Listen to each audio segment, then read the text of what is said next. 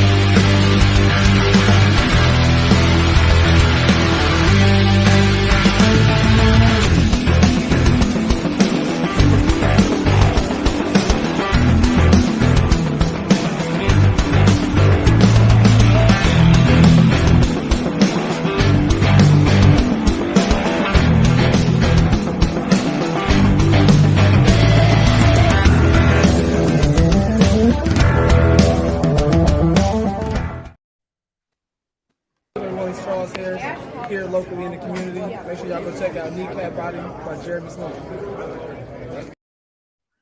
That's right. It is Kneecap Biting with Smokin Jeremy B. This is the Lions fan cave chat. I have DC8091 and Dom DeRubis, who has RIJ as his nickname, relevant in January, which is amazing, and we will be talking about that shortly.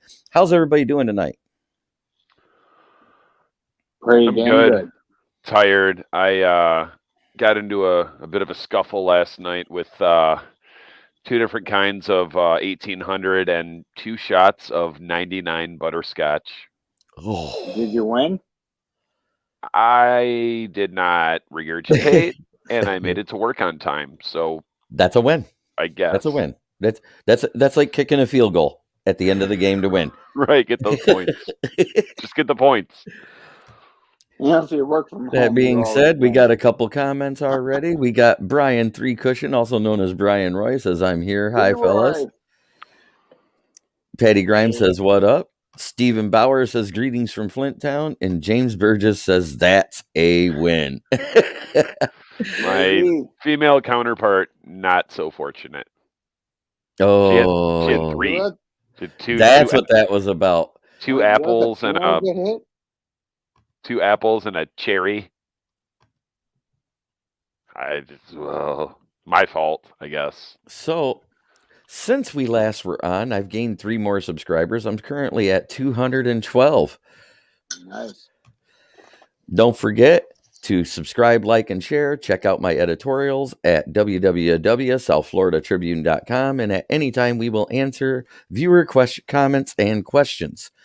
My first topic tonight is about Damar Hamlin and what an amazing recovery he's had. And James Burgess says casualties of battle will occur, talking about your female counterpart there. Yes. Who only awoke yesterday. Awesome.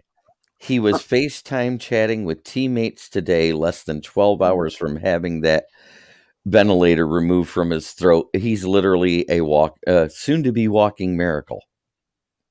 He's a baller. I mean, here's the best part is yesterday when he woke up, he still had the vent in, so he couldn't talk, and they gave him a pad of paper and the pen. The first thing he writes to the doctors, did we win?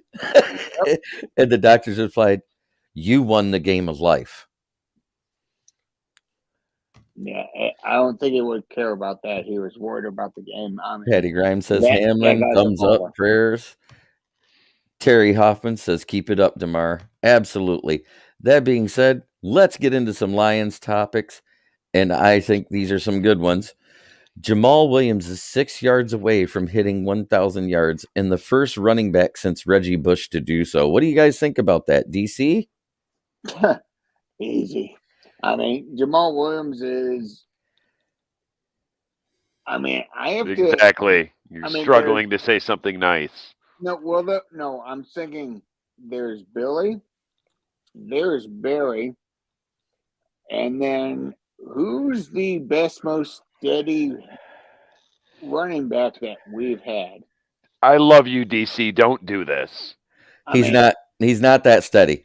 I mean, he is averaging less than 4 yards per carry. He's an average running back in the NFL. He got it to 4. He got it to 4. Okay. Go ahead, DC. Go ahead. The floor is yours. Who's number 3? There's Billy, there's Barry, then who's number 3? No Reggie one. Bush. Humpty had 1,000 yards more than once. Didn't mean he was good. You know what else he was? Under 4 yards a carry. James Stewart, the Humpty Dance is your chance to get 3 yards. There he is. Michael Banks, what's up, family? Let's go. Boot up, boot up. Go Lions, playoffs, NFC champions, Super Bowl champions. God, I hope if the Rams beat Seattle, we've got more than a shot. That's all I got to say.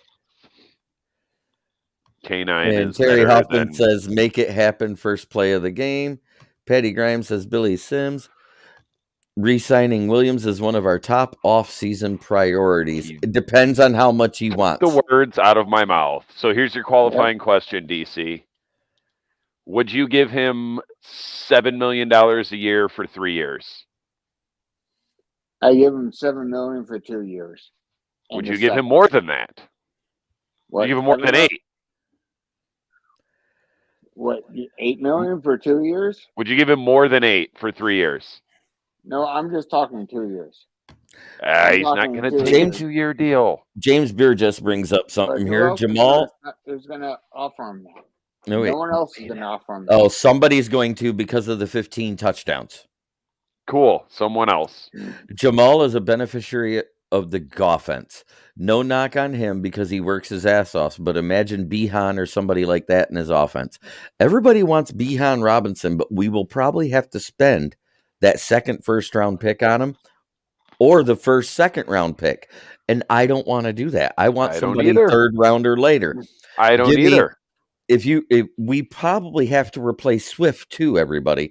So that being said, I almost want to pick 2 in the draft. I want a fast guy like Devin Achane out of Texas A&M. And then I want an all-round back that's a power back, a receiving back, and everything else. Because I would rather have the pure running back be speed. I'll take that horned frog that ran it in and out of your guys' colons. Yeah, shut up. I said that before that game, to be fair. Patty Grimes gives a great one.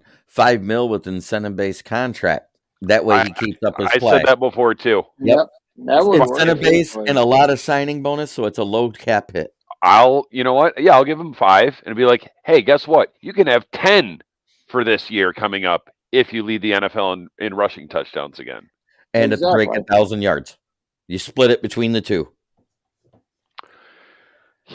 Apparently I need to just talk smack about every player that I'm iffy on all the time, because all of a sudden Jamal Williams, I was like, then he has his best game of the season. Khalif Raymond has played his way onto this roster like he should be brought back. Yep. And we were all hating on Khalif Raymond. Well, yeah, because Queef led the team in drops with Kaderil Hodge last year. I mean, last year was abysmal, and this year he actually looks decent. But there's also a difference in Jared Goff's mechanics, also in how fast he's releasing the ball, and he has been more on the passes that are completed. They looked like they had more zip than what he had on the ball last year, and that's due to his mechanics. I'm not saying he's got a stronger arm. I'm saying because his mechanics are right, the ball travels better and less wobbly. Right. I also like where Raymond has settled in on the depth chart. Like last year, I was like, this guy's no good. He's just, every other one of our wide receivers are dead, so he's getting targets and catches. He's settled in somewhere down there with Reynolds, and he's been very good on special teams. Very, very good. And this is the other reason why I'd bring him back, is because he is a team guy, and also what he said in his interview the other day. Williams did more than just get 1,000 yards, score a lot of touchdowns. He's a great team guy. I can't imagine he wants to leave. It's just how much money does he want? Well, Michael Banks, they would be in if they had the 8th seed. They didn't do the 8th seed. They voted it down today. So therefore, there's only 7 seeds. So the Rams have to beat Seattle for the Lions to get in. Period. I mean, Baker already screwed our draft pick 1 slot. Can he go out there and win when it matters? Yep, They're not absolutely. playing for I anything agree, now. Patty Grimes. Terry Hoffman says, drop the Behan talk. Go look at his stats against top teams. His numbers suck. That does not transfer to the NFL. Remember Ron Dane? Great number against regular teams, but sunk against good teams in college. I like his backup, Roshan Johnson, much better. And the fact that he only had one fumble since his sophomore year of high school. If you're going to get a power back, that's the guy that I'd look at. But if you want somebody that has a little bit of both and power and a pure running back and has some speed to him, as much as I hate to say it, even though he didn't do it at Michigan, he's doing it at UCLA. It's Zach Charbonnet. I'm okay with a running back after we have at least 2 defensive players, preferably 3. 4. But for me, it's 4. I want the third rounder to be a running back. Same, but don't be surprised because free agency is before the draft, correct? Mm-hmm. If Williams is already gone, even if we keep Swift for one more year, you can't count on him. Who saw us moving back up to take JMO? Oh, none of us did. What was everybody saying? Oh, God, please no. And you and I was begging for one thing, and it didn't happen. We were begging for Devin Lloyd of Utah, which, as a linebacker, has more picks than Sauce, too, because he's tied with Hutch. I just wanted K9 in the 3rd round, but he didn't last. We wouldn't be worried about a running back if we drafted K9. You know what the other thing I was thinking about JMO? And it was someone on the radio said it, the midday guys, on 97.1. Mm-hmm. Think about how long it took last year for Goff and Amon-Ra to develop that consistent every down, every week, game-to-game chemistry. It took about 10 games. How many has JMO played? I know. He's only played 4 games now. So basically, this was his preseason. Right. And we kind of even barely scratched the surface of what he could do. But I will tell you one thing. The whole crowd at Ford Field when I was watching the game, went electric when JMO broke off that end around. If he would have waited for his blockers, that would have been a touchdown. But he's so cut fast inside. If he'd have cut inside, when he cut to the outside to the sideline, he left limited room, and there was enough time for the guys to close in. If he'd have just went to the left, boom, gone. And no preseason either, and no training camp. That was still a hell of a play by Sewell when he was leading that block. I mean, holy shit, Sewell killed that. Yeah, I mean, Sewell was 12 yards downfield with that block. He's very athletic for a big guy. That's why no matter what he's done, and no matter how much he does deserve to be rewarded, you don't give Jamal Williams a bunch of money. Because that O-line is so goddamn good, we can put anyone back there. So, just saying, if you guys do go to the South Florida Tribune to look at my articles for the SouthFloridaTribune.com, don't forget, it's under the Motor City Tribune heading. Go to the little 3- thing, just like on Facebook, that brings up the menu, and that's how you get to it. But I actually wrote, the Lions season is successful, whether they beat Green Bay or not, and I wrote all the reasons why. What's up, guys? Says my dad. And Brian Threekoshin, late second round or a 3rd round pick for a running back. That's what I said. Because I could see them sliding down once or twice. We've said that every year, and they haven't traded back yet. It's annoying. Well, you got to find a partner. I know. We're like, trade down. Then we traded up for JMO. I almost lost my mind. I've heard that at a swingers club before. And then here's another great stat for this year. First time in Lions history. The Lions have 4,000 passing yards and 2,000 yards rushing in the same season. And before y'all say, hey, but they had one more game, we've only played 16. Yep. And it's funny because what did I say in the preseason? I said, if Goff doesn't get to 4,000 yards, it's because we had 2,000 rushing. Oh, we did both. I agree with Brent too, Dad. Wait, what did Brent say? Brent said, Playoffs or not, I'm pleased with the improvement we showed this year. Our future hasn't looked this bright in so many years. How many times have Dom and I talked about this over the last 3 weeks, let alone the last couple? Right. I mean, how could you not agree with that? I know. I mean, because Lions is still a thing. Because no way we go on this run have we not started 1-6. Because look what it took for us to be relevant week 18. Let's see. After 1-6, those 3 things that happened have all played into this season. Number 1, Aubrey Pleasant fired as the defensive backs coach and passing game defensive coordinator. Number 2, we traded away TJ Droppinson. Number 3, in love with that move. Jeff Daniels and Peyton Manning doing the curse lifting ceremony with the tub full of whiskey at Ford Field. Oh, I would say more. All happened within days of each other. We got healthy, which is the main thing. But the healthy really didn't start till after the Packers game. That Packers game, we still didn't have Houston. We still didn't have. Who was out also in the starters for linebackers? Wasn't Board, Pittman, and Anzalone out that game? And our starters, I think our starters in that game was Rodrigo and Barnes. I don't think Anzalone's missed the game. Or he may not have missed the game, but he wasn't starting for some reason, that illness or whatever, and they just rotated him in. But either way, I'm just saying he wasn't a starter in that game. Yeah, either way, we held the back-to-back NFL MVP to 15 points, and that was the first time. 9 points.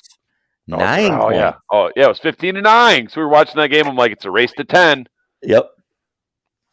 And that was the first time our defense looked anything like a defense for most of a game. And I said at the beginning of the year, I'm like, our offense is not this good. And DJ Shark and Reynolds, wide receivers, was out. Absolutely. The Packers game was the first one. Maybe it was after that. Yeah, it was. I agree, Patty Grimes. When we was the Packers game? No, it was after that. No, was the first when we had both our running backs and our top 4 wideouts. Jacksonville, right? It was every game after the Packers game when we had everybody in but J-Mo. And then it was after the Bills game it was the Vikings game when J-Mo made his debut, right? Yep. No, it was the Jags game. He was used as a decoy. And the only 2 games we lost, on a Thanksgiving platter, like, here you go, Bills. We don't want to win this. And then Carolina. And I was worried about that game all year.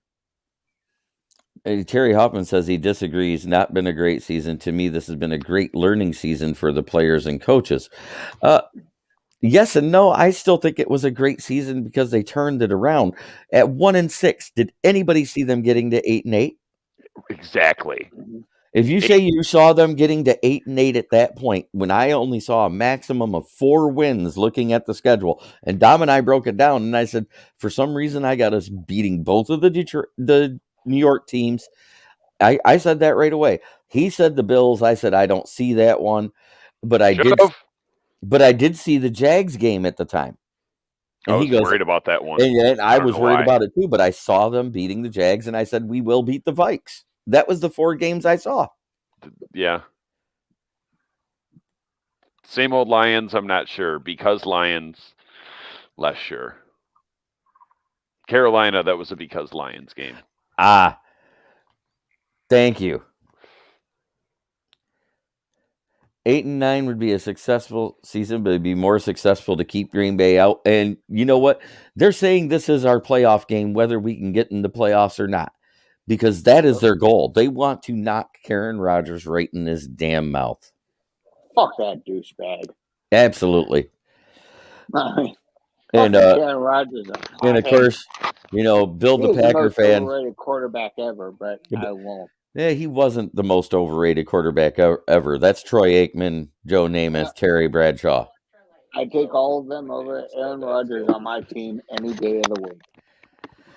Oh, look at this. It's Mike Kimber of Lions Talk by Chat Sports. What's up, guys? And he says, fuck Aaron Rodgers. Absolutely. Brian Roy says he agrees. What's up, guys? Can't wait for Sunday. Absolutely. There's no Monday night game. This season has been successful because the rebuild is definitely ahead of schedule. We're getting some nice gravy, and this week will be a nice early taste for all the year. 1 to 3 guys we have. No Monday night game, correct? No Monday night game.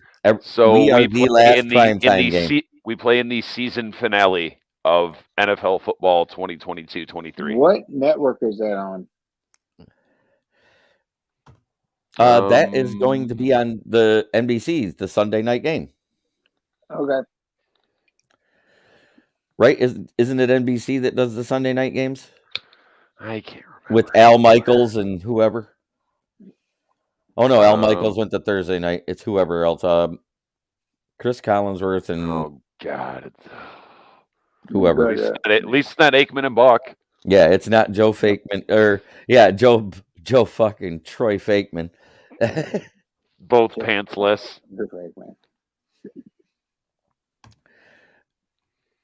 Mike Kimber says, dude, Karen is an asshole. Deshaun Elliott went at him today with his statement, re-signed Elliott today.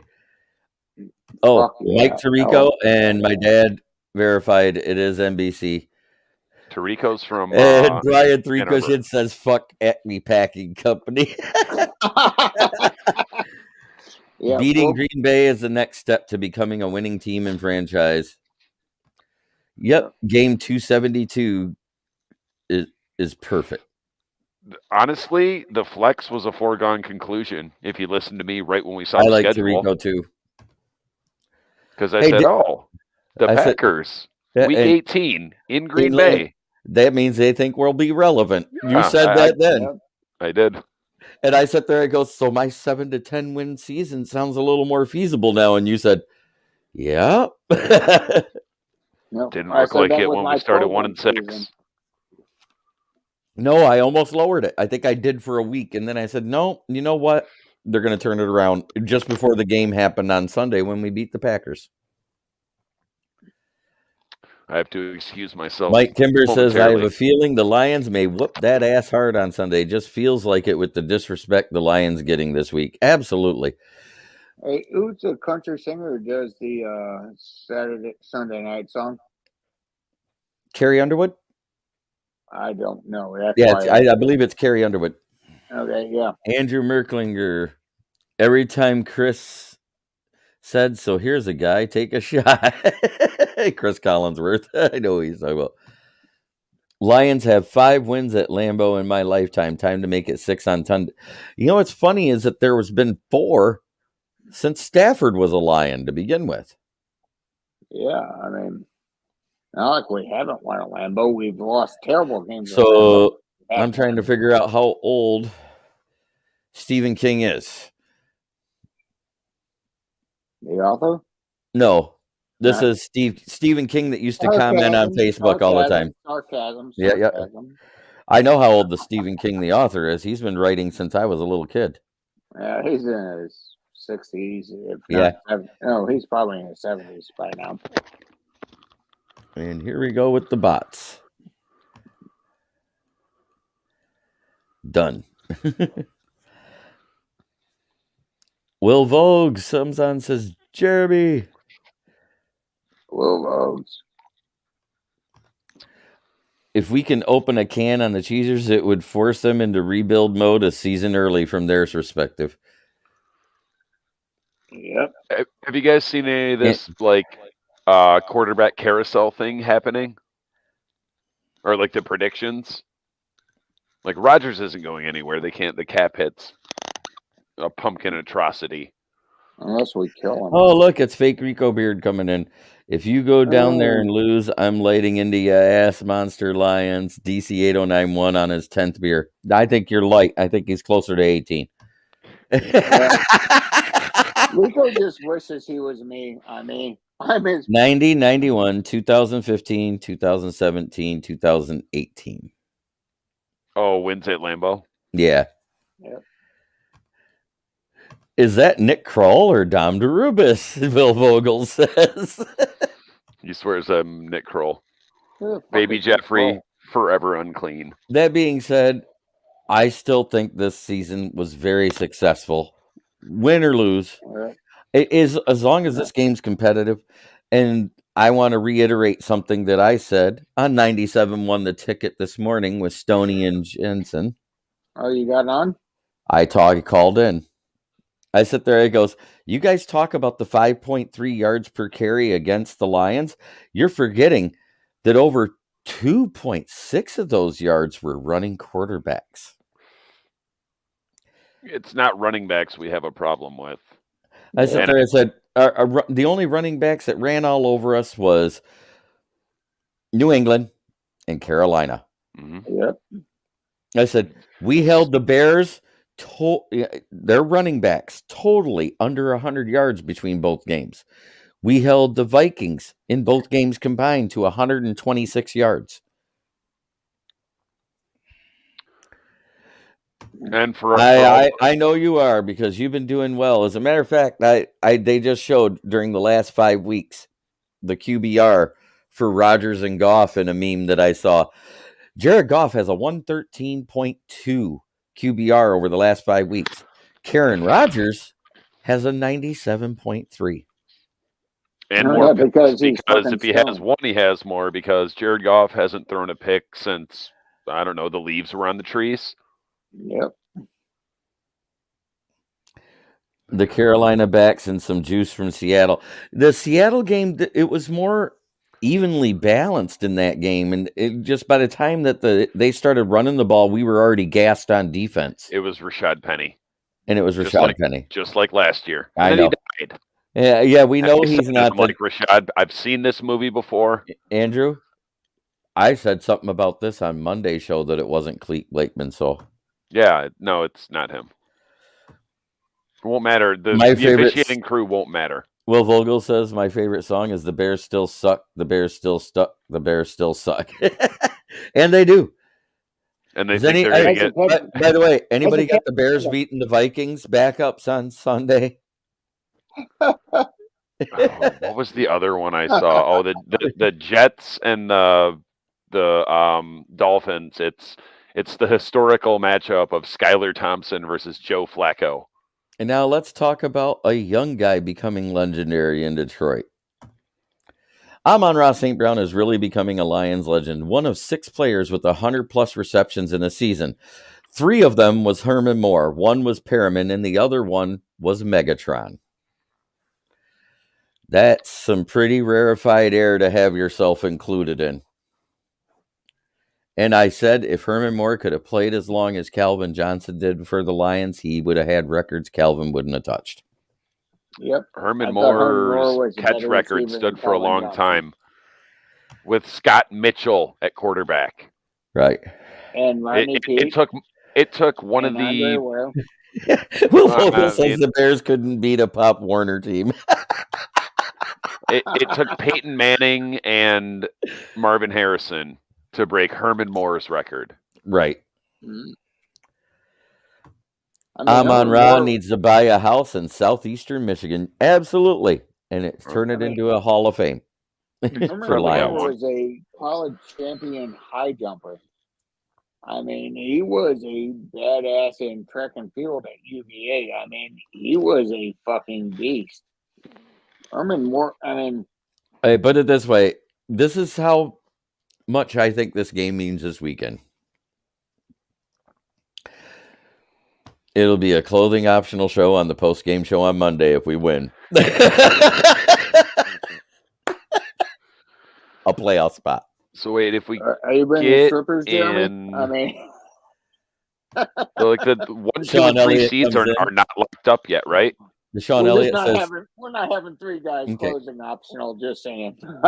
Deshaun Elliott comes in, and even though it's spelled wrong, so I know it's not him, I don't appreciate Aaron Rodgers talking about my guys. He will pay. Peterman pulls in out.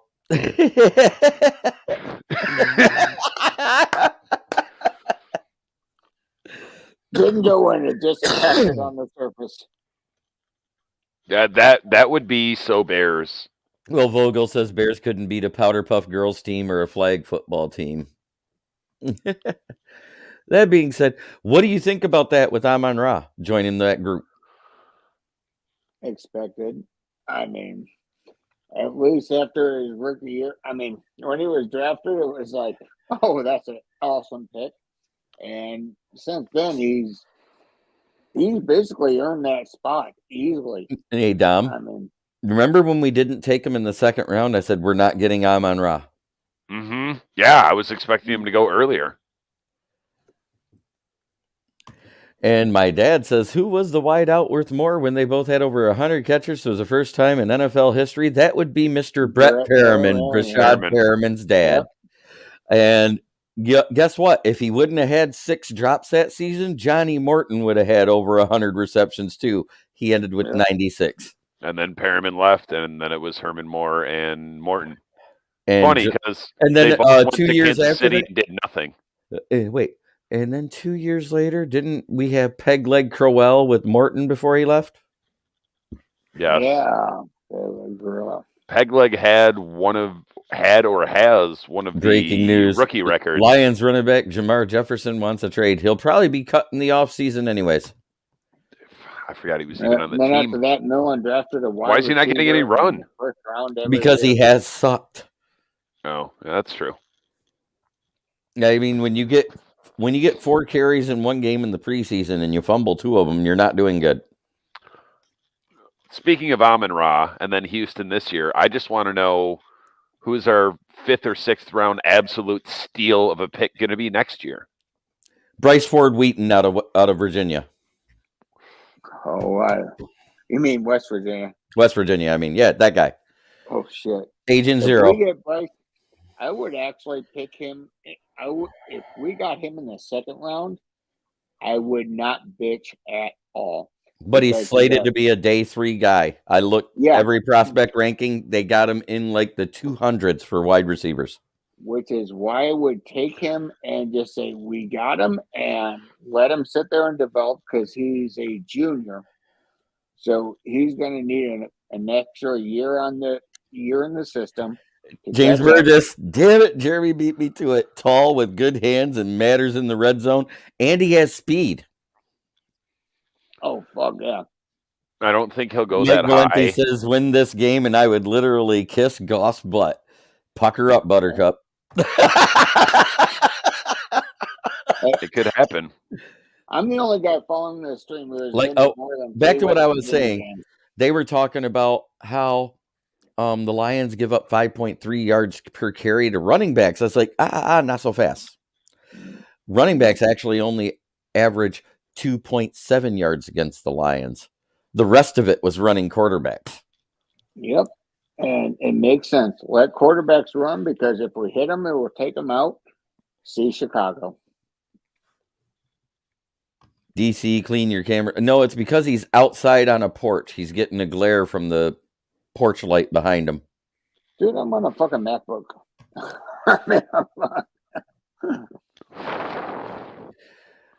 Jake Moody at the end of the 6th round would make me happy at the way he kicks. No, I'd take Jake Moody in a second. It's either Jake Moody or anyone but Noah Ruggles, seeing how he missed a 48-yarder to win the playoff game. I am good with Badgley for another year, I think. Well, those three misses were huge. True. How many 30-plus yard runs did QBs get against us anyways? It was 9. A lot. Almost 10. Every time I looked up, Justin Fields had a 60-yard run, but that's fine. Ruggles messed up his NFL fortunes there, LOL. What did you do, look up once? Go ahead and rush for 130 yards. In the first quarter. Justin Fields, because guess what? Well, no, I think it was like 120 this time. Plus his 75 passing. I don't care how you do it. If we hold a quarterback under 200 yards total, we're going to win. Exactly. Right. By a lot, unless we turn the ball over. And guess what? We don't do that. Who was the team we held to 30 yards rushing this year? Who was it? Oh, yeah, it was Minnesota. A lot of them. It was Minnesota. The only reason the Giants had much more than that was because Daniel Jones had like 50. And didn't we do the same thing to Jacksonville? Mm-hmm. Yep. And we hit Perriman. And right after that was when Etienne went off. And Etienne went off too. Yeah. He's better than I thought. I told you he would be. I said I like him, but I don't like him where he's being picked. I told you that in that draft. He was like what, the fifth guy that went to the team with his quarterback, and I was like, oh, that's a reach, and I'm like, well, he also blew out his ACL. He missed all last year. Yeah, he blew out his ACL when he got drafted. He's pretty good. There's a shit ton of yards just on those long runs. Absolutely.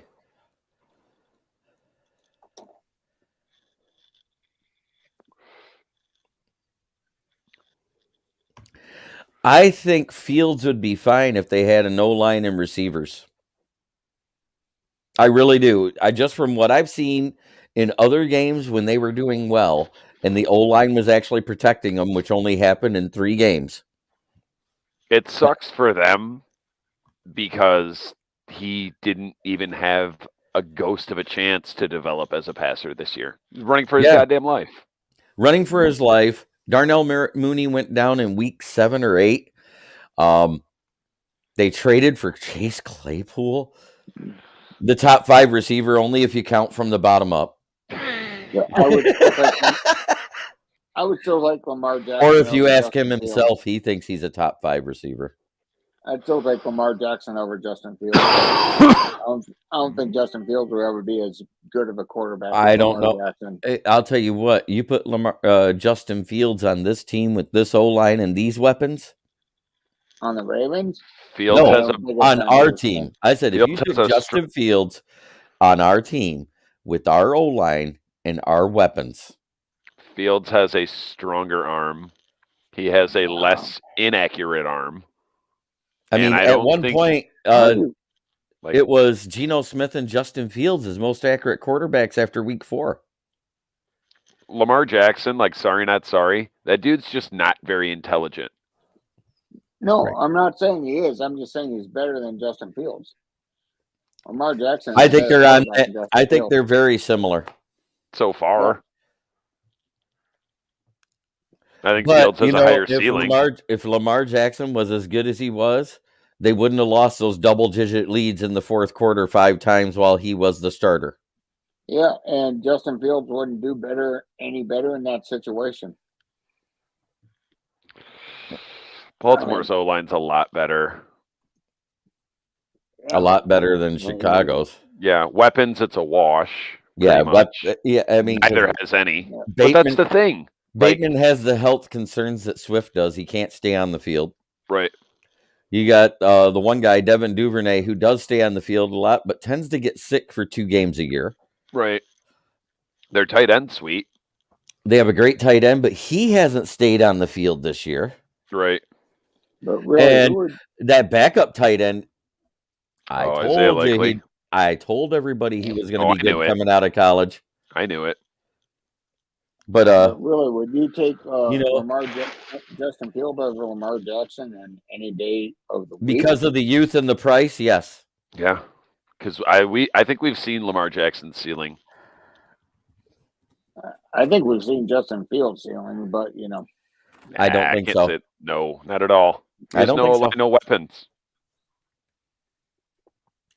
And James Hurst says, I think Fields has more of a chance to be like Hurts. I can't be sure because his teammates reek of ass. You're absolutely right. And Brian 3 Cushion says, I'll say this again. It's nice to talk positive about our Detroit Lions because I don't remember when we ever did in the past. Not since we've been doing podcasts. That's for sure. Yes, but everybody loves a running QB. James Hurst. Why? They just get hurt. They never last long, Patty Grimes. That's right. I mean, that's why when we traded up, the only thing I prayed is anyone but Malik Willis. Oh, fuck yeah. Didn't you? Weren't you in the same boat, Dom? Oh, 100%. But I was like, there's no fucking... I said it. Many of us said it. I'm like, no, well, we're not dumb enough to take him in the first round. And then he just fucking free fell. Yep. And then when Desmond Ridder finally went, I said, watch, Malik Willis is going next as the QB off the board. And where are the Titans? Are the Titans even in the playoffs? If they win this week, they win the division. If they beat Jacksonville with our former practice squad guy, Josh Dobbs, yes. Oh, okay. Wow, good for them. So Malik Willis isn't even playing. Think about this. Titans all but had it wrapped up 5 weeks ago. Yep. Ryan Tannehill goes down. A couple key defensive players go down. Their safety, their corner, and their starting linebacker all went down within like a game. And ever since then, I don't think they've won but one game since. No, they lost the game to Houston. Remember, that's how Houston got their second win. Yeah. Well, if only Titans are in the midst of failure right now, but not eliminated. You might as well say they are. The way Jacksonville's going, you know they're not resting starters. They want the division. It's the other thing I said at the beginning of the year. Yeah, but you know what the funny thing is? If we both win, we end with the same record, but they have the easier division to win. Much easier. Can we go to the AFC South for a year? Or the NFC South? NFC South. Think about it. If we were in the NFC South, we'd be leading the division, and Tampa wouldn't have clinched. How crazy is that? South divisions, and none of them are worth a fuck. Not a one. And Brian Roy says, Purdy, pretty damn good, too. Yes, he is. I've been saying it the whole time, that Brock Purdy has been having some Purdy games.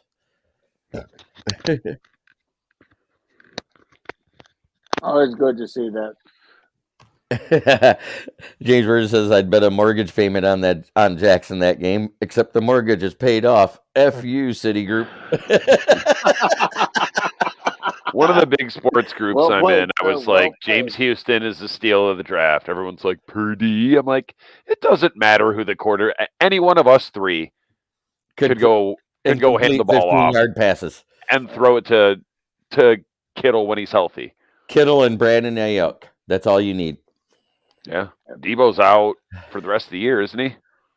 What's the keys for a Rams win on Sunday? Baker Mayfield not to become Baker Mayfield.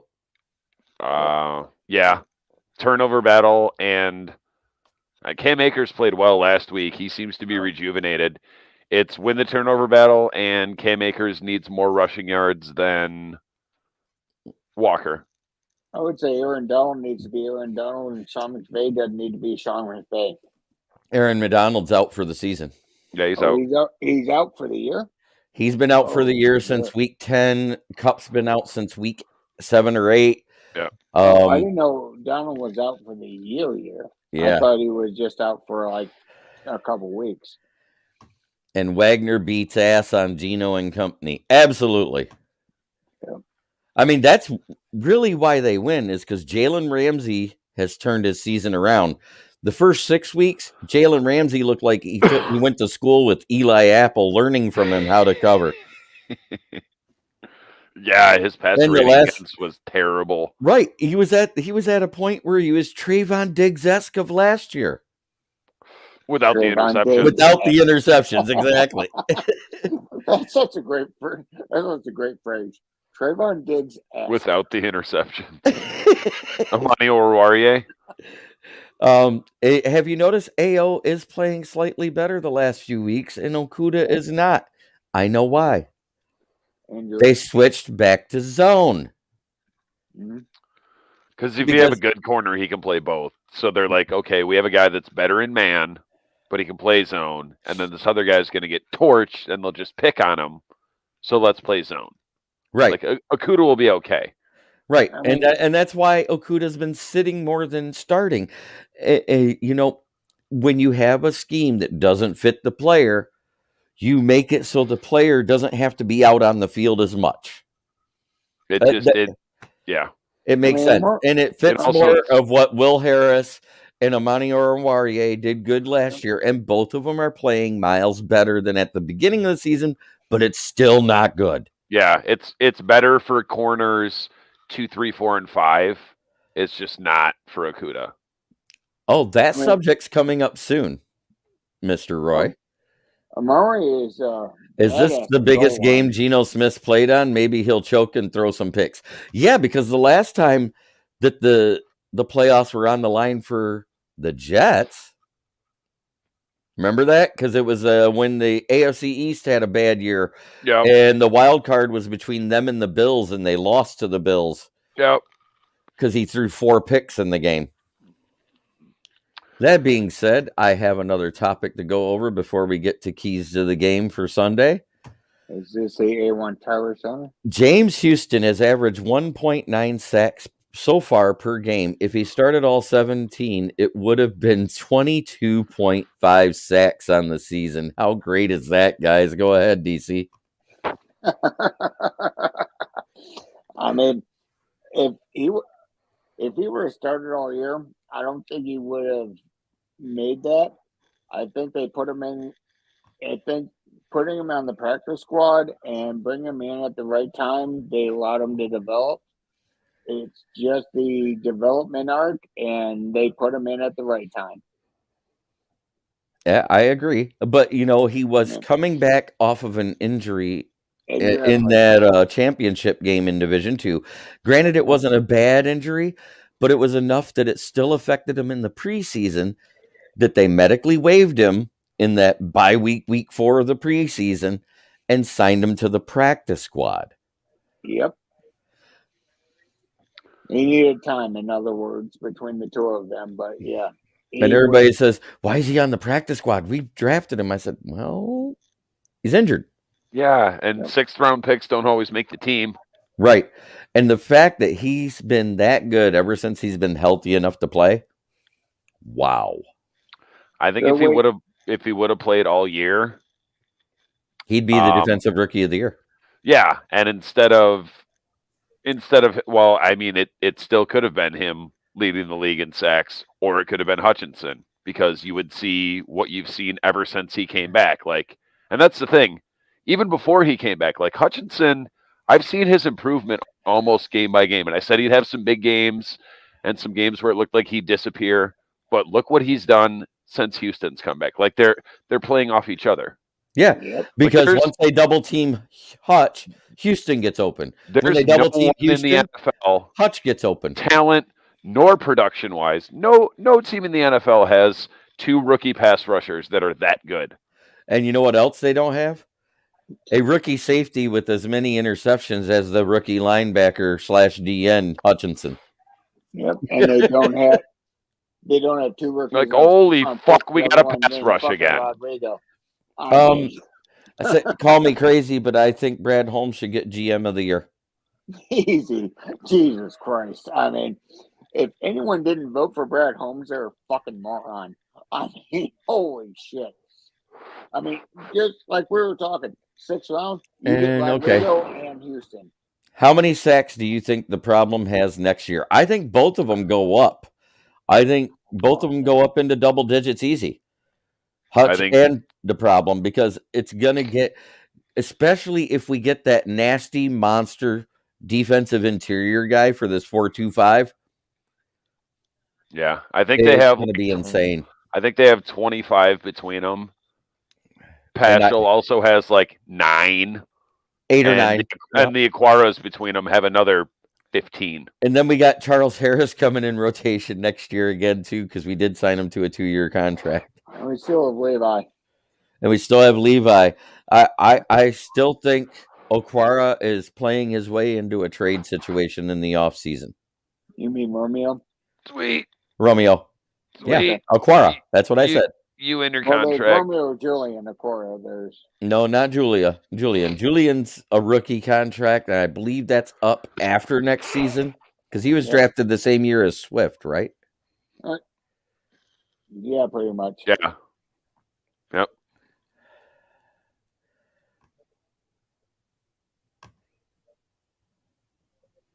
Doubles. I think, Houston has 3 sacks of Rodgers, and Hutch has 2, but Hutch gets a pick and a fumble recovery. Chicago, Green Bay, and Minnesota will all be double teaming on Houston a lot next year. keeping a running back or a tight end back. I know I would anyways. You know what? But you can't do that because if you shift everything to his side, everybody else is coming free. Go right ahead. I would rather you double team Houston because as good as he is, I think Hutch might be better based on number 2 pick, 6th round pick. But like, my thing is, I'm not even sure how good Houston is, but I'm like, holy fuck, is Aiden Hutchinson really this good? Right. Yes. And the fact, and yes, the one was gifted to him because I talked shit about him. Wait, the one was gifted to him by Kirk Cousins in the red zone versus the Vikings. Remember that, where it just went right at him? It was or was it Aaron Rodgers? I can't remember which game it was when he got his first pick. Oh yeah, Aaron Rodgers. It was Aaron Rodgers because he got one and Kirby got 2, right? Yep. So you fast forward to the next 2, and he did have one against Cousins, and then he had the one against Fields. Both of those times, he actually dropped back in perfect coverage from a blitz look. Yep. And the fact he was able to do that, that is when I knew how athletic Hutch really was. Well, in the Fields one, he was playing. And he's getting better against the run. No, if you remember, in the Fields one, we were showing a 0 blitz package. Yeah. Everybody. And the only ones that went forward were the 3 of the linemen and Will Harris. We didn't rush anyone. We rushed those 3. Everybody else was in coverage. This is what I'm saying. Yep. And I was like, wow, a brilliant disguise of showing the 0 blitz and just not doing it. I mean, because Fields is just like, oh shit, I got to pass. I mean, granted, there over 30% of the time it ends up in someone's hands.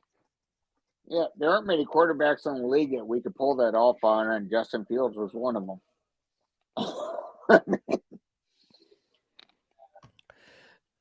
Exactly. 2 on me and someone's free is a real thing, but Houston is faster to the QB, run away from Hutch, and no screens. Well, they did show a play last week. I don't even think it was a sack. It was on a running back, or he got the quarterback after he got like 2 yards. But like I mean, you never know. The only time you really see James Houston's when he gets a sack, and those other 8 snaps he plays a game. Daniel Jones that threw the other one. Okay, thank you. But he's got because they showed that happen, and then they showed it again. They were like, "Look at this closing speed! Like he's fast." Yeah, and he played college football at Florida and graduated, and he was like, "I'm going to go play with Dion for a year." Right, because he wasn't a redshirt freshman. He still had a year of eligibility because of the 5th-year eligibility thing. And he goes, I'm going to go to Jackson State and learn from Dion.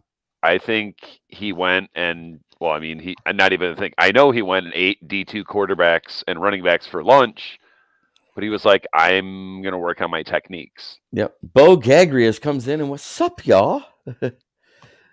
Going to be a banger Sunday night. Season finale. I've never seen anyone beeline straight at Fields and bring it home except Houston. Didn't Hutch get a sack in the first game on the same type of play the first time we played the Bears? A sack on Fields? Oh, he did. Do we have that game? I mean, I meant the first time when we played him away. Yeah, no, that's what I'm saying. That's what I was going to look Wasn't that week 4, week 5, I think it was? Hang on. No, week 4.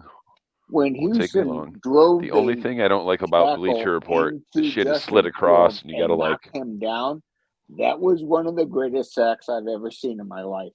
Mm-hmm. He just basically bull rushed the tackle and knocked down the quarterback. I don't know how much hands that Houston had on Justin Fields. That was just him out-manning a fucking offensive tackle. That was one of the best sacks I've ever seen.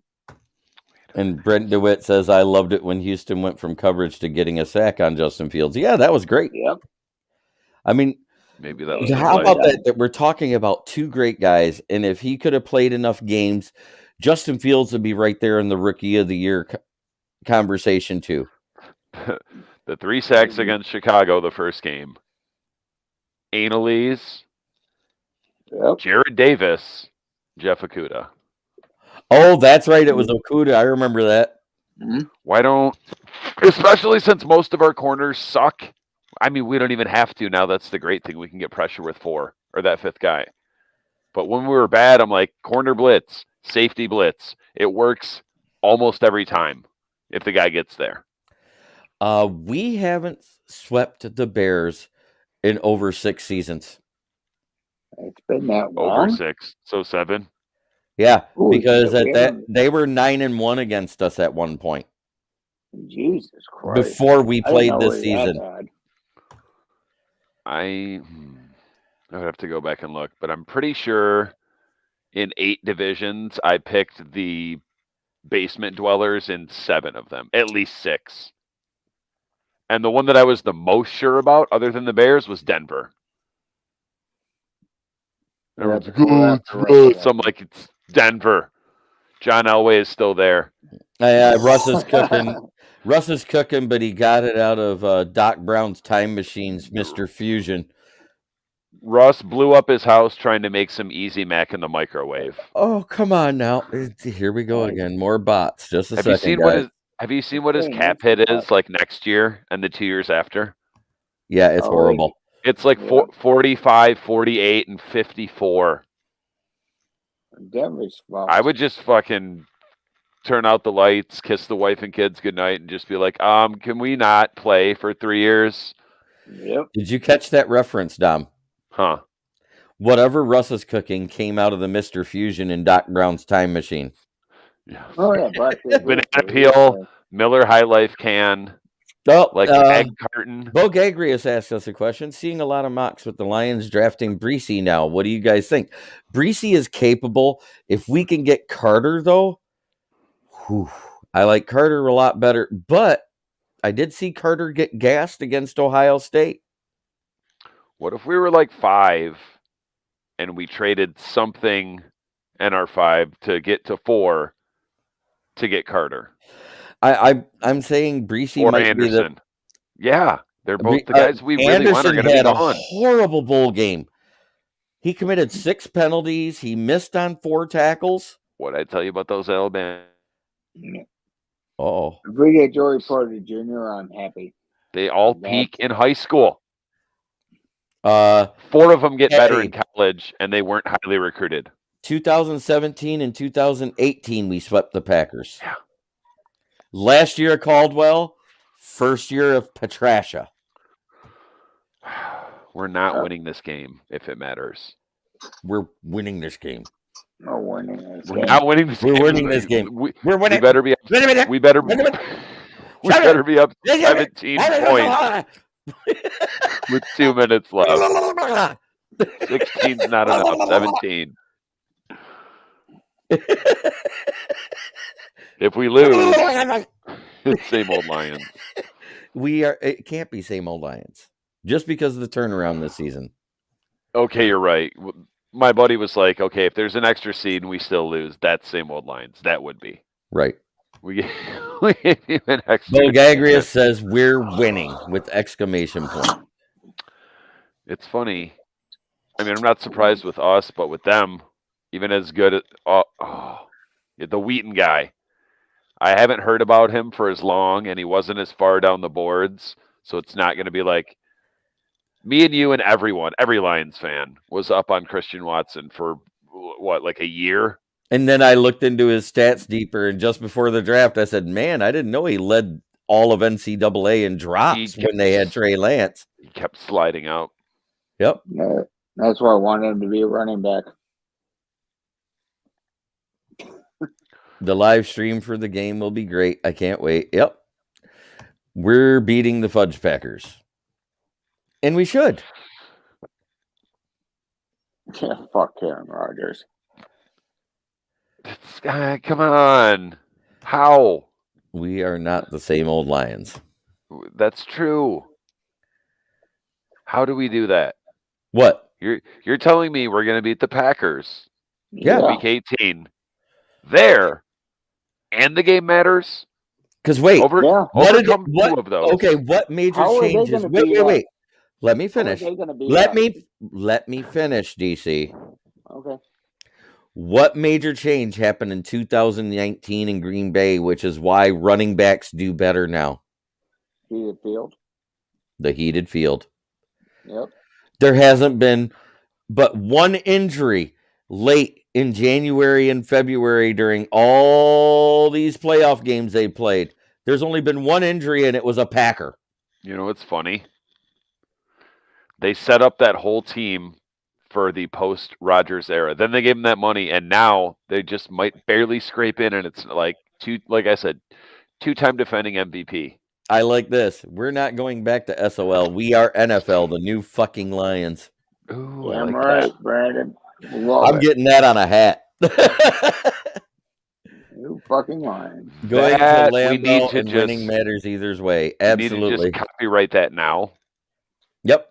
We beat them when we weren't even playing Houston. Dude is a one-man wrecking crew. Yeah, that's what I just said. I said Houston didn't even go active to the game after we played Green Bay.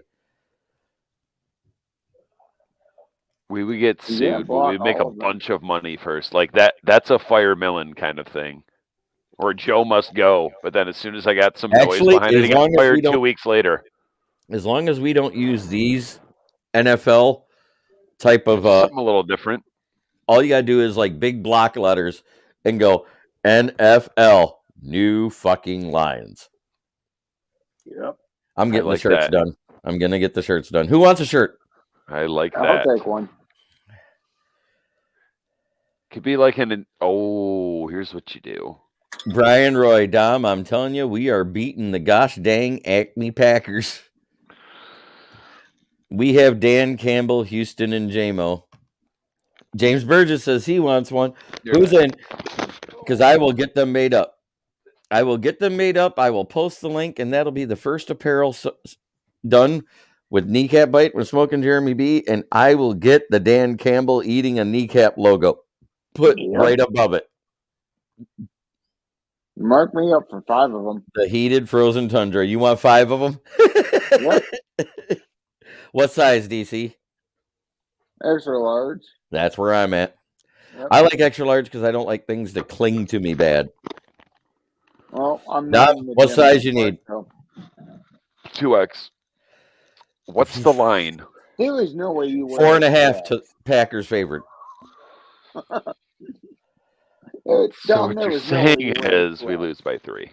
No, what I'm saying is Bo says extra large as well. Could this be the game? JMO has a big game?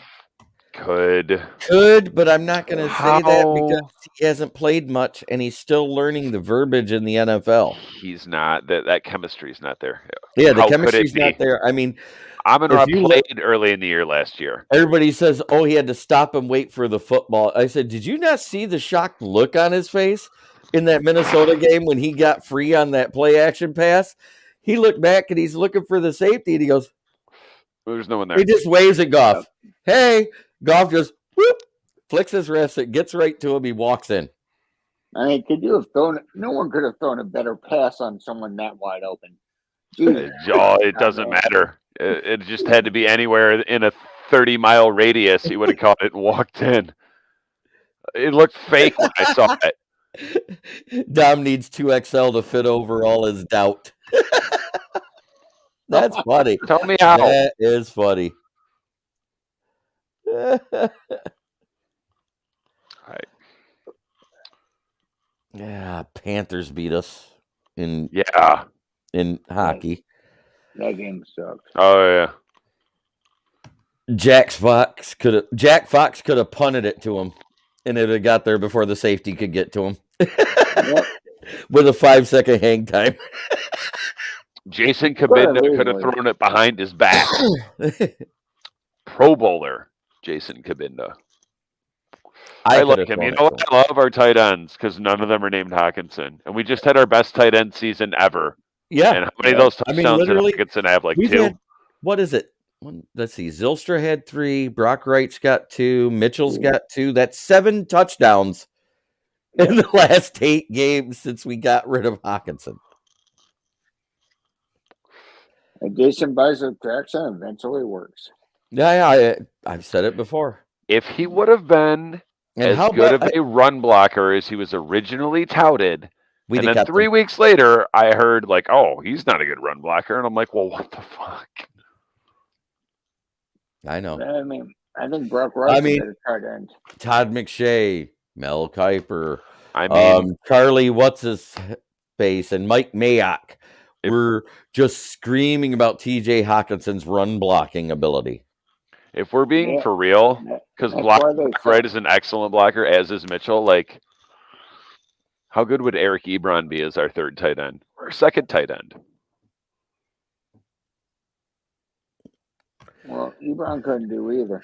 By the way, Goof has had 6 real interceptions. We knew that, though. That's why that was a bad pick. End of game desperado heave. The other 6, 4 were aimed towards Hawk. Just saying. Yep. Goof, bad on me, and Gun Guy comes in and says, "Fuck the Packers." Wow, Jared Goff has not thrown an interception this year. Hey guys, it took all year, but guess what? We finally have a primetime Sunday night game. Hey, you know what that was? An extra 7 hours of rest from the last game. So now we have had more rest time than the Seattle Seahawks. Was this on regular NBC? Baker, TV? NBC regular TV. Does someone got Baker in a bag? What we need is somebody to take and inject into Baker Mayfield's right arm, Matt Stafford's strength, and take and make a chip that has Goff's decision making and put it in Baker's head for that game. Guess what? Or make Cam with the same team, probably less guys because it's later in the season and guys are hurt. Baker Mayfield has a better record and better stats across the board, including completion percentage, which neither are great at.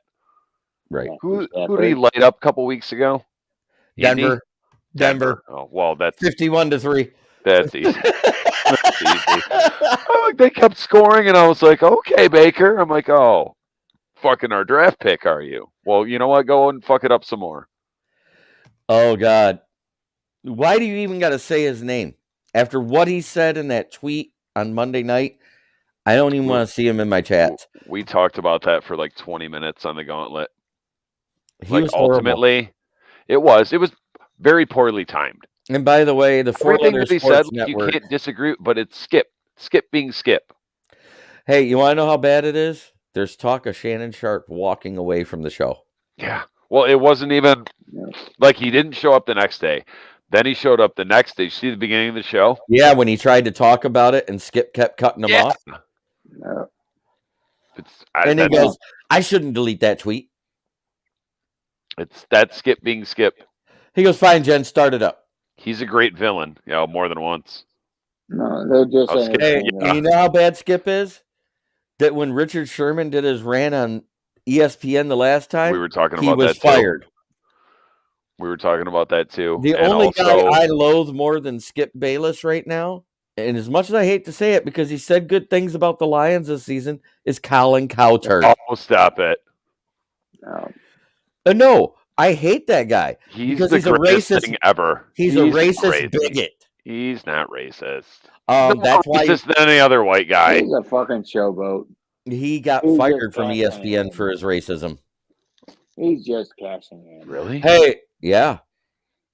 Because he said about black quarterbacks not being smart enough to make it in the NFL. I mean, he was probably talking about Lamar Jackson, at which point he's right. But it's not something you say on a national TV syndicate. It's true. I just not if you want to keep your job with the way cancel culture is going. I just like him because he hates Cam Newton and Russell Westbrook. And he did like a matchup, like he just switched their heads on the uniforms, and he's like, they're the same guy. And I'm like, fuck, he's right. Except Russ never got drunk and got in a car wreck. I like Cowherd. I don't like that he's maybe a little bit more racist than other. You don't think Skip's racist? I didn't say that. He's old and he's white and he's rich. He's racist. What's wrong with us? Brian Roy says, I remember he said that, Smoke, because that was why. Remember, because he had to come back on and he apologized about it. And the next thing you know, There was that horrible show from down in Miami with that Dan guy and his dad that was doing the hour for Colin. And fucking Yeah. Poppy. Yeah. Love that shit. I hated that I like him, but I didn't like that he was put on the nationally syndicated stuff. I like his little show he had better.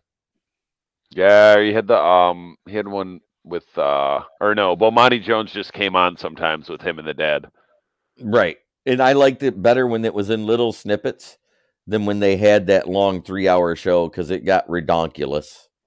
Bomani Jones is the black crypt keeper. Fucking fingers are so long and his head's the same shape. Like with some meat, but he still has what is it, Van Jefferson, Ben Skoranek, the tight end, occasionally Cam Akers out of the backfield. And Akers is like not a terrible pass catcher. They just don't throw to him ever. Lance McCutcheon kid out of Montana State. Yeah, they have some other running backs too, and then no, I'm talking about wide receivers. Oh. And Lance McCutcheons is the kid. I wanted to say him on purpose because if Killa Cook comes on, he'll be happy to see. The tiny dude. Yeah, good games. Yeah, he did. I remember I was really young watching the show live when Jimmy the Greek Snyder slit his own throat publicly. Yep, because he said something about who was it, Warren Moon or Randall Cunningham? Well, neither of the two fucking quarterbacks you should mess with. Yeah, but he said something that was totally racist about it. He's Jimmy the Greek. I know. I mean, Warren Moon couldn't run faster than any offensive tackle in the league.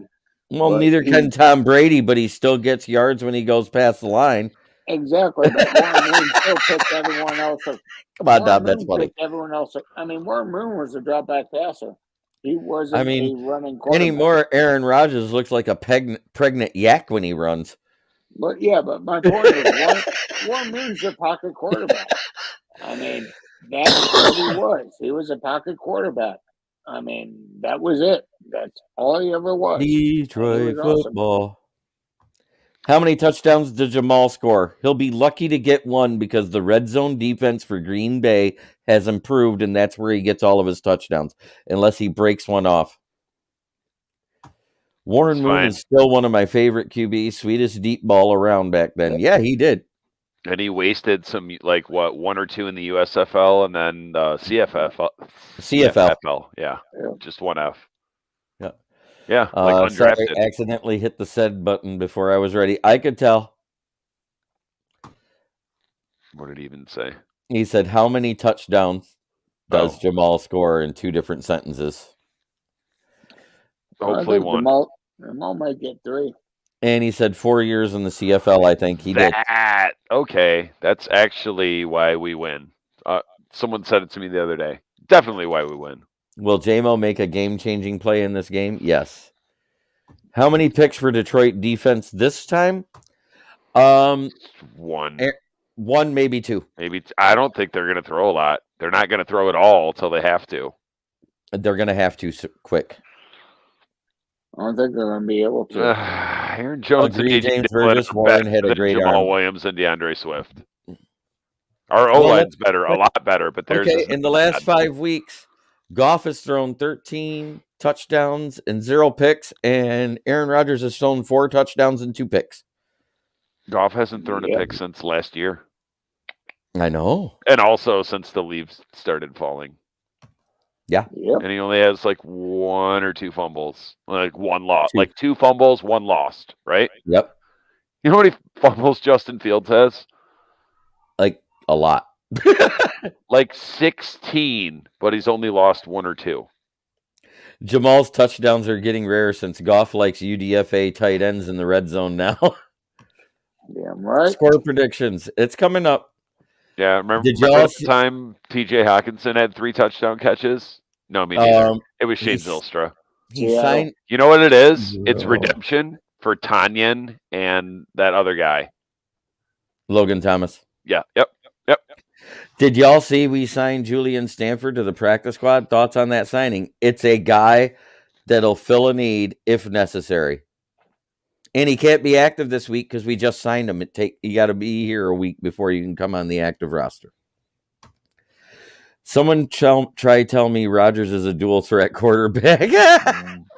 Was. J-Mo will have 2 touchdowns. Aaron is known for throwing. Hey, all I know is that meme where it showed Aaron Rodgers wearing the sleeping blinders, and he's going like this, and the caption read, "Screw it, I know Kirby Joseph is out there somewhere." That was great. Well, screw it, I know I'll get a flag. Under 236. Yeah, he's a threat to throw a bunch of yards and be an asshole in the game. It was exactly 40 yards on 8 carries. He can still, yeah. He's not like... What it is we had him in 3rd and 8. We had him in 3rd and 10. We had all the wide receivers covered.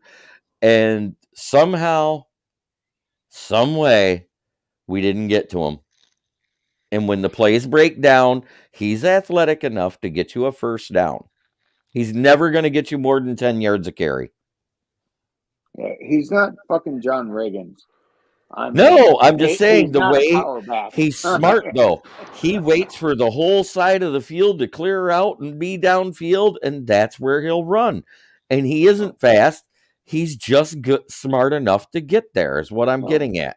I agree. He's pretty athletic, but like nothing crazy.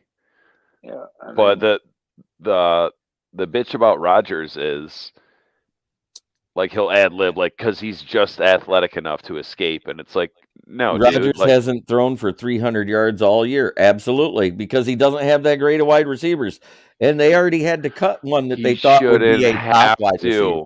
If he's I've been singing the praises of his talent since I saw him play. Like he's the most talented quarterback I've ever seen. Over under 4 sacks versus the Packers. I'm taking the over. But if you're that great, you should be able to, and he can make average receivers look good, just like Favre did, and good ones look great, but he doesn't trust them. Right. That's the thing. So they got 70-year-old Randall Cobb. Wait, why doesn't he trust him? Because he spent all off season smoking DMT, instead of spending time with his team. It was ayahuasca. Jealous of that and the TMT. However, but how does he just magically develop this rapport with a Lions practice squad cast off? Plus one to James. Plus one to James. James Burgess says even John Riggins wasn't John Riggins. That was a freaking robot behind the Hogs, DC. Fuck yeah. How does he magically develop this rapport with Robert Tonyan? Brian Roy tells you to suit up, DC. We need you on the sidelines. Fuck yeah. Rodgers had 82 yards rushing this year. Goff has 62.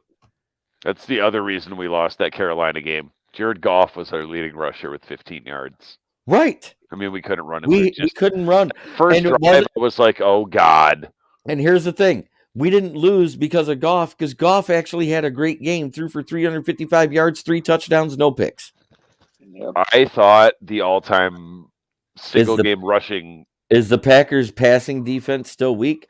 Their whole defense is still weak. They're ranked 27th in the NFL. Yep. Packers defense it's not that bad.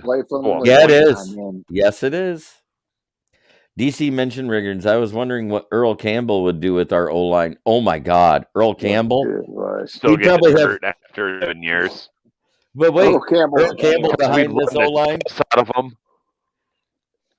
He wouldn't be playing in this game. You know what Earl Campbell is? Same uniform, different years, different states now. He was that big, too. He was Derrick Henry. Brent DeWitt does God of Thunder. Sound about right? And I saw Earl Campbell do that, and I couldn't believe it, but then Derrick Henry just kept doing it. Like, Derrick Henry has like 5 or 6 70-plus yard touchdown rushes. Will Vogel says, would Barry have had a longer career with this current O-line? Yes. Oh, fucking right. At one point, this offensive line, Barry would have played for 17 years, getting 280 carries a year. But wait, let me reiterate something here. At one point, like I think it was 5 weeks into the season, the Lions were leading with how many yards before a running back got contacted. I think it was 4.8 yards per play. Yeah.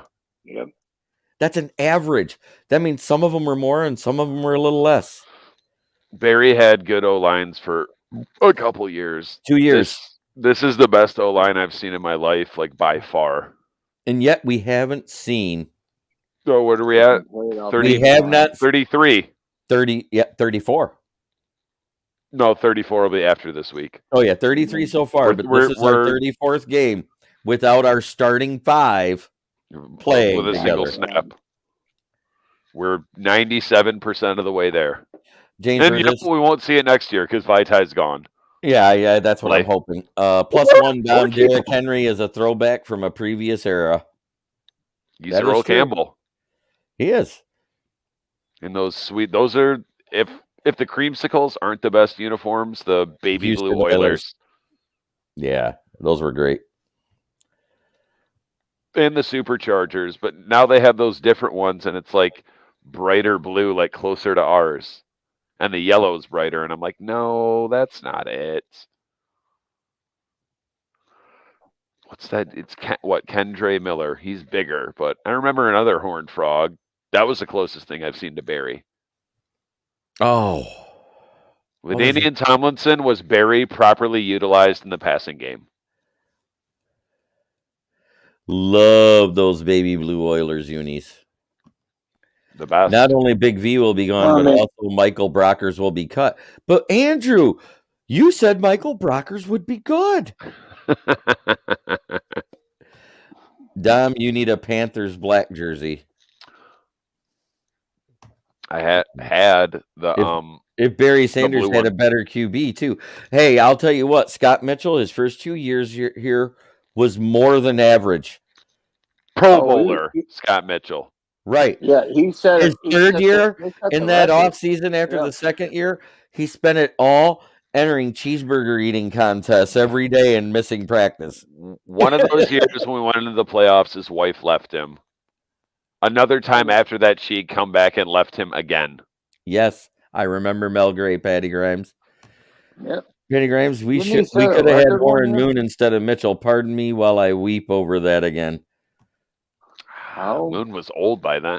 Maybe not. No, that was before he was good in Minnesota late in his career, much like Randall Cunningham. Yep.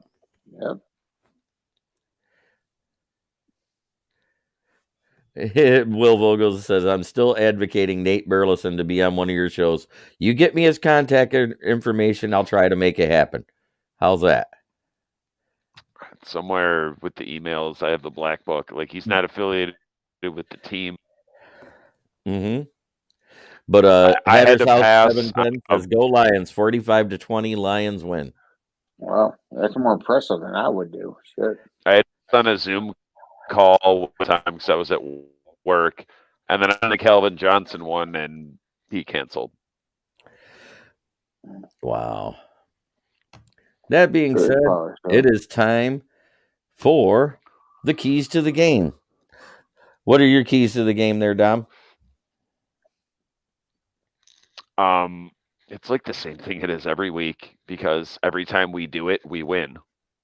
It's win the turnover margin and run the ball. DC? It's old football, but it's new football. Right. Yep. And try to stop the run. I say punch them in the fucking throat. And keep punching them in the fucking throat.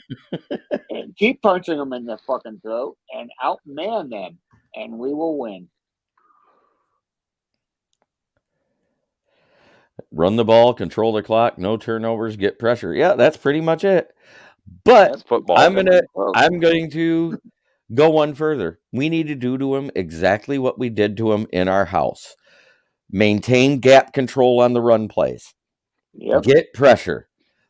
Play a combination of man zone coverage like we did against them, because half the field was in zone, half the field was in man. And guess what? The half the field that was in man did very well.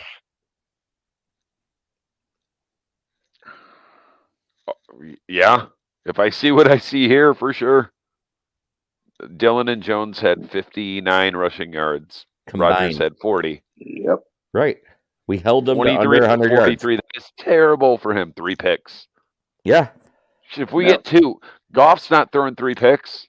He might throw 1 or none. Goff hasn't thrown a pick since week 8. Probably none. Maybe 1. Goff has not thrown a pick since week 8. Depends on what Rodgers does. Like, what if Christian Watson just eats Akuda alive, and we're like, fuck, that's what did we do about him for a year? He was a UDFA that took him in the second round, and now we're out of the playoffs. I remember when he used to be in the UDFAs every time on the mock drafts. I knew he was going to slide up, and then he had that massive combine. Fucking Green Bay took him. I'm like, you motherfuckers. With what pick? Something in the second round. Our 34th pick that they traded with Minnesota to get. Yeah, that's right. I wanted Christian Watson to who went 32 that I said if the Lions had 32 and 34? I think it should be Louis Sine and Christian Watson. Who went at 32 and 34? Yeah. Louis Sine and Christian Watson. Hell, I wanted Christian Watson to Minnesota, right? Back. My key is to open the door with key. Yeah, that's awesome. There, Will. We can count on Will Harris getting burnt 3 or 4 times. Unless he's in zone, then it's only twice. Sacks and run the ball. Did you like my key? Dom, don't put that in the atmosphere. I don't Something remember you said earlier. Something you said earlier about how they beat us. That being said, I think we pretty much covered everything. Score predictions. DC.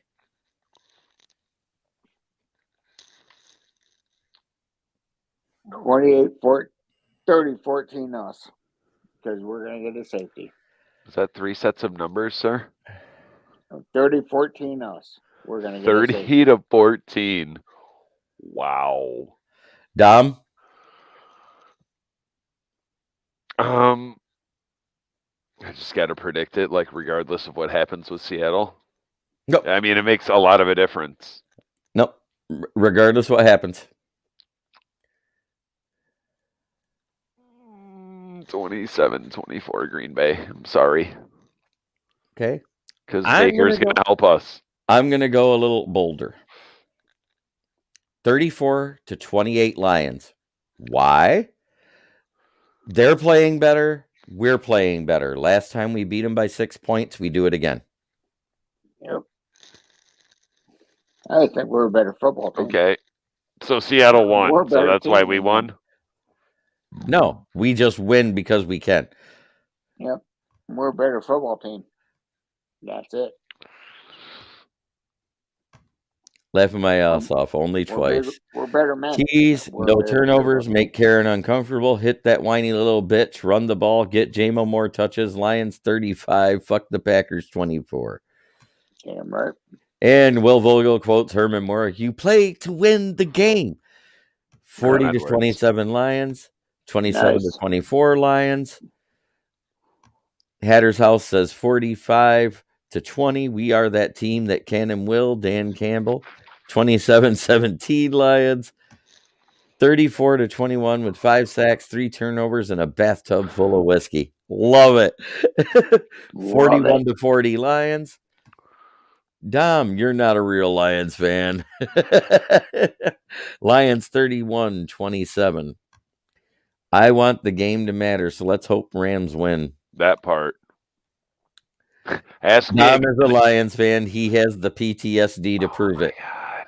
From Bo Gagris. We're all going to have to watch. Oh, I mean. You know what's going to happen? I'm going to tell you what's going to happen. Wait. If Seattle and fucking the Rams tie, do we both get in?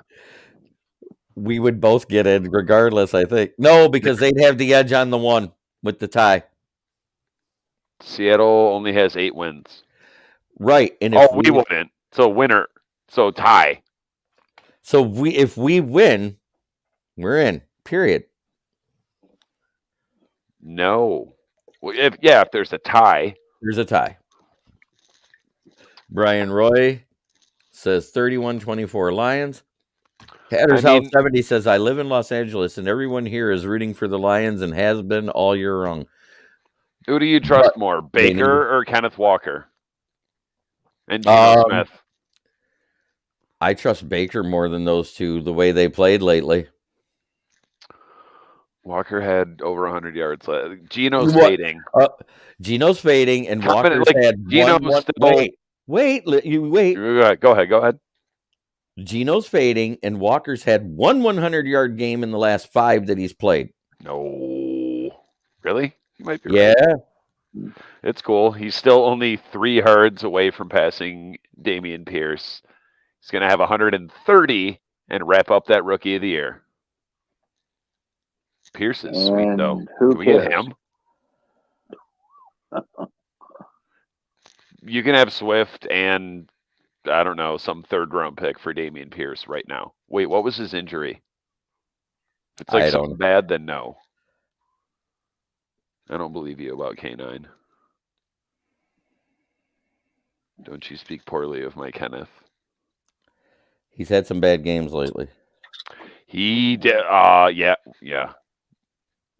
Got shut down a couple times. Oh, no. Buck 33. Buck 07 the week before. However, 47, 36, 26, 17. I knew he had 4 or 5 bad games in a row. 109, 51, 167. But that guy from the Jets doing that was the number 1 fantasy pick. Dead out for the year, Brees. Yep. Okay. Dead. And Andrew Merklinger says, I trust Baker because I honestly have no choice. I trust Wagner and Jalen R to make life tough for Seattle. That's true. Walker 3 is a B, not 100%, even though at 85% he's a beast. We need the NFL rigging conspiracy stuff to show up with a questionable Rams rim and maybe a ref tackles Metcalf if he breaks free. That's great, Mo. Yep. Out of the night. That deserves a star. Yeah. Bo Gangrius. Yes, collusion and conspiracy if all else fails. That's why the Rams win. Because it has to matter for us. Because we were already told in May. Like, oh.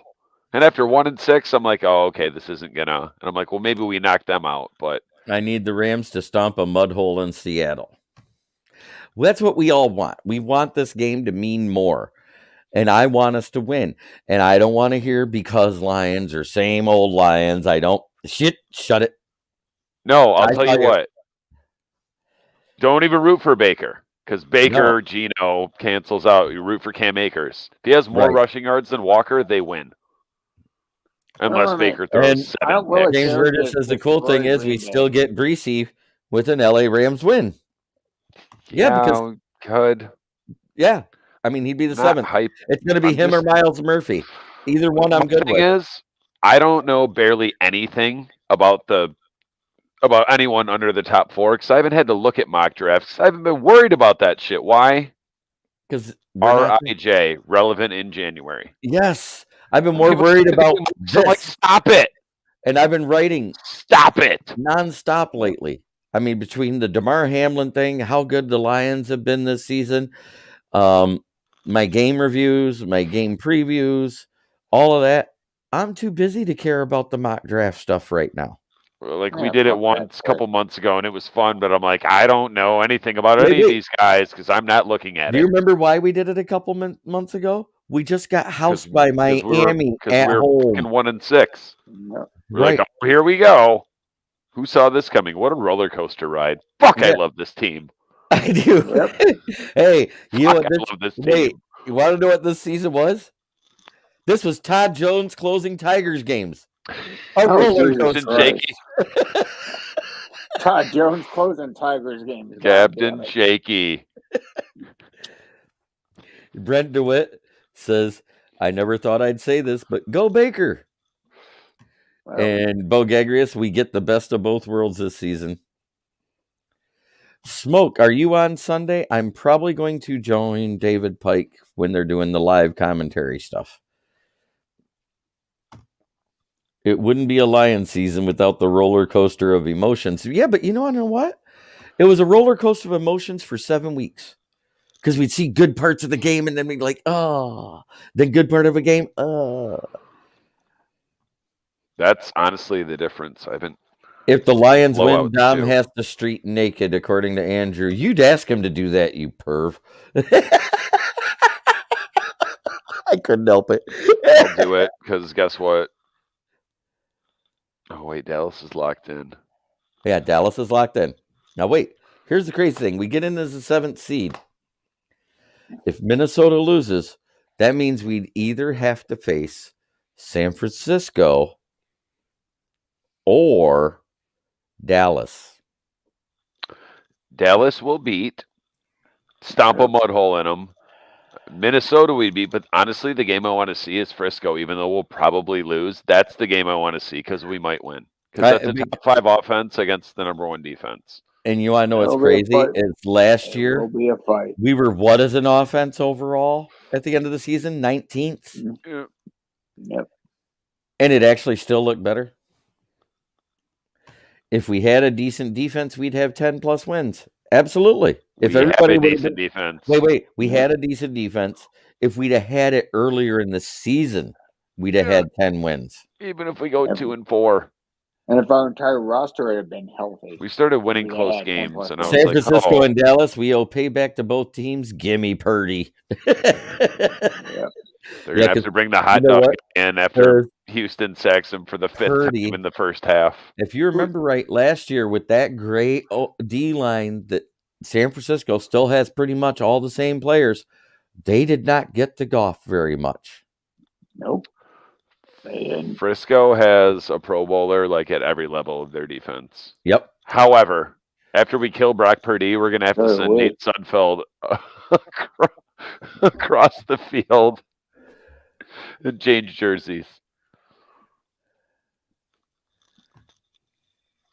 If I told you before the season we'd start 1-6 and then finish 9-8, you would say I was crazy. Yeah, absolutely. Yep. We all thought that. Once we got to 1-6, I was like, oh, the ceiling's 7 now. I was like, because there's only 6 winnable games. There's only 4 for sure we're winning. And I called all 4 of them. It's not even same old Lions. It's That's So Lions. Andrew says, Dom, bring out your Rams jersey on Sunday. Oh, you know I'm wearing that shit. I hope that game's on. Yep. Why not? James Ernest Boza said Sewell was going to be a great one after that San Francisco game. Yes, he did.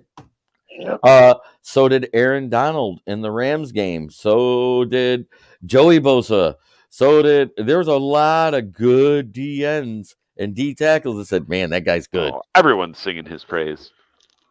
Top 10 tackle that got snubbed again this year. Yeah. That's fine. I made a better right tackle than Penei Sewell, and you're full of shit. Yeah, I'd have said Rashawn Slater if he just stayed healthy, but he didn't. He got hurt this year? He got hurt this year. He missed like 8 games. Yeah, he was a left tackle, though. He's right. I think Patty Grimes says, Purdy, meet Houston, or Hutch, or Pascal, or Rodrigo, Comiskey. Or Anzalone, or Comiskey, or Bugs, or McNeil. We got a lot of oars in there. They need to row this boat to the playoffs. That's what I'm saying. So you're saying there's a chance. I'm saying there's a chance. I'm not saying it's good. It dropped. It dropped huge because at one point, if we'd have beat Carolina, it was an 80% chance we were making the playoffs. But we didn't. Thank God I didn't go to that game. I'd probably still be in jail in Charlotte. No kidding. Pascal got 2 sacks last week and was half forgotten. Not by this guy. I counted him. I saw one of them. That I can't say boring, but that was like a bad blowout, and I fell asleep during the game. And every time I woke up, we scored more points, and I'm like, let's go. And I'm like, that's my goal. Pascal got another sack. Oh, Houston got 2 more. How many is that? That's 7, including the one when you asked Mr. Vernon here if he knew that you raided his closet. Barry Manilow's closet. Saddle will be on here at 4:25 p.m. Club reference. That being said, it's time to pay the bills. A1 Tire and Auto Repair and TNT Auto Sales on Old Caucaulin in Caucaulin, which is where I work. Check us out for great used cars, used tires, and new tires, all at a great price. Then also there's the shop on Broadway in Bay City and the shop on Genesee in Saginaw. Open Monday through Saturday at the Broadway and Caucaulin locations, 7 days a week in Saginaw. Thank God I don't work there anymore. At that location I'm talking about. I still work for the company. And that being said, then we go to Mad Lab Custom Creations. That's Dan's Facebook group where you can buy and start your personal collection of mini helmets. I've got a Justin Jefferson, James Robinson, Darius Leonard, Charles Harris, Amon-Ra St. Brown. Did I say Justin Jefferson yet? Yes. Nope. Oh, Barry Sanders. I think I got another one that I can't think. Oh, yeah, Cam Akers. See, I got 7 of them. This week, we are all Cam Akers fans. Yes. I was already a Cam Akers fan and an A.J. Dillon fan. Yeah, I know. James Houston is still wiping parts of Justin Fields off his cleats. Best comment of the day by Andrew. You know who looks good, and I bet they might not keep him? Zach Maw. Maybe Indy keeps him. Marlon Mack. That's our guy. James Burgess. Cam do. Absolutely. That little mini helmet is actually a custom one, too. It's called the iced out version. And the iced out version, instead of it being the traditional Rams colors, it's white with silver. And after I get it in the mail, because it was just before the playoffs started, and I looked at it, it goes, God damn it. It's Detroit Rams colors. Literally, wow, get out of my, you were in my head and in my brain, and in that, I was like, I was just about to say, have you seen that Detroit Rams shit? Yeah. We're all Baker fans too, Dom. No, we're not. I called Baker's career from the giddy. Johnny Manziel with less of a drinking problem. Lions have the 11th rushing attack, highest they've had since 1998, 10th. That is true.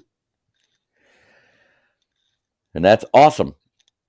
And it's one of the reasons why, if you think about it, versus our running defense as a whole is ranked 31st. But if you take out the running QBs, it goes all the way up to 22nd. Yep. Take out 2 bad games. Who knows how much further it'll go. The Lions are going to beat the Packers. I beat the faulty starter on my 84 Caprice station wagon. Oh. Detroit Rams is now a thing I can get behind. I thought it was dumb last year, but now my brother has a Goff Rams jersey that will work. Absolutely. Emotional roller coaster. I've been a Lions ride since 1960. Brent DeWitt says 1975 for me. But I want to thank everybody for riding along with me this season. It's been a hell of a ride. To start from nothing on January 20th and to be where I'm at now, I'm humbled, proud, and I'm looking forward to more next year. And I'm looking forward to doing more of these shows this year. That being said, in the off season, once the off season hits, I'm going to be doing my Wednesday show and my Friday show only. And then twice a month, we're going to be doing my college show on Saturdays. Because I am still going to go on, but I'm also going to start doing recorded shorts about each individual Lions thing that comes out each day and just post them as shorts on YouTube. Because I just think it's a good way to go. It'll be pre-recorded stuff, so that way It's just out. It's going to be a short, like 20, 30-second segment on the news that breaks each day. It might end up being a 3-minute one, but they'll be shorts. That way I can put them on Snapchat and Instagram too. Reels. Maybe TikTok. Yeah. You know what TikTok is? It's the new Vine. You know what TikTok is? Do you remember when... For people a lot younger than us. Do you remember when they had the TV Guide channel? That's what TikTok is for Facebook. And you want to know what else my little brother used to call it? Because he had ADD. He called it short attention span theater. That's what TikTok, Snapchat, Instagram, that's all it. I thought TikTok was just Asian girls dancing. Yeah, well, they're stealing your credit card information. Patty Ryan says, thanks for the entertainment. I'm putting bad juju on Geno Smith. He's going to throw 2 picks, and one will be a pick 6, more than likely. But anyways, earliest Lions memory I have is Bill Muntzman and Greg Landry going out with season-ending knee injuries within 3 plays, and a guy from my church became QB. Was it Earl? Joe Reed, to be specific. Yeah, if the Lions win, Jeremy does the gritty. Not a chance. I don't even know how to do that damn dance. I don't want to. Same. I didn't even know what a gritty was. It was what Jair Alexander did when he shut down Justin Jefferson on the sideline right in front of him. It was so disrespectful, but it was funny as shit. As much as I dislike Eminem personally, if we win, I'll put on the Eminem as Osama bin Laden and do that Running Man. That's one of the funniest things I've ever seen in my life. On the post-game show, you will do that. Yes. Like, I do not like Eminem, but when I saw that, like, I spit out my drink and pissed my pants. I was laughing so hard. I will say it like Will Ferrell from Old School, but I won't do it. But if we win and make the playoffs, I will go, we're going singing! But with no shirt on, at least, yeah. I just came for the game. I'll just say what I am. I'm a long-haired redneck rock and roll son of Detroit. And let's rock and roll. Yeah. That being said, go Lions, one pride, defend the dam. What is your final thoughts, DC? Let's just kick their ass. I mean, playoffs or not, let's just fuck Green Bay up. Make this Aaron Rodgers' last game of his goddamn career. Make it not that if he's going to come back, it's that he can't come back. Destroy them.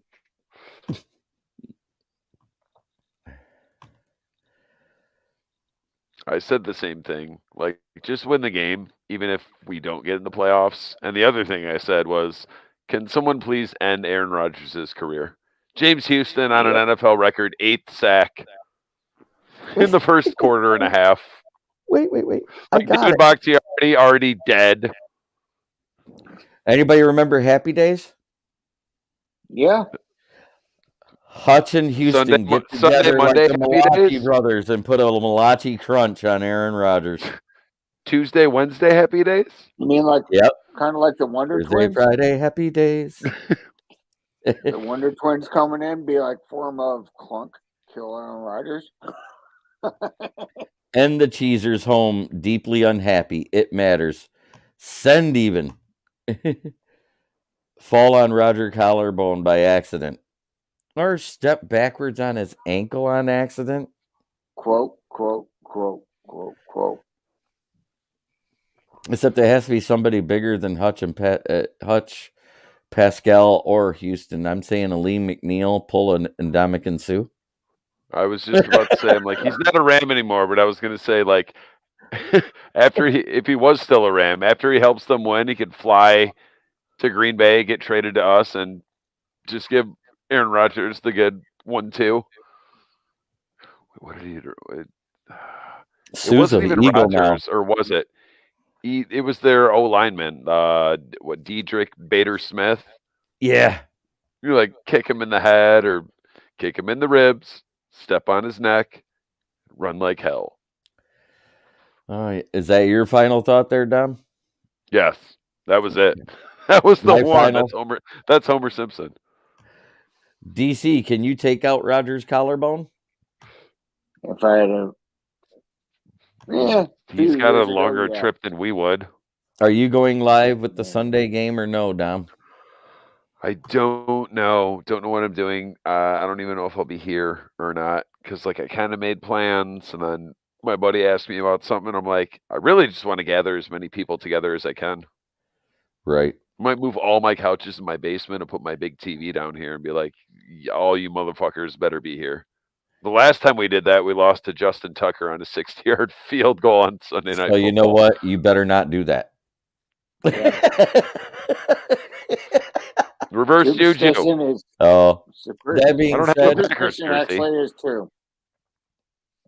That's why I haven't. I want my final thoughts is kick the living shit out of Green Bay.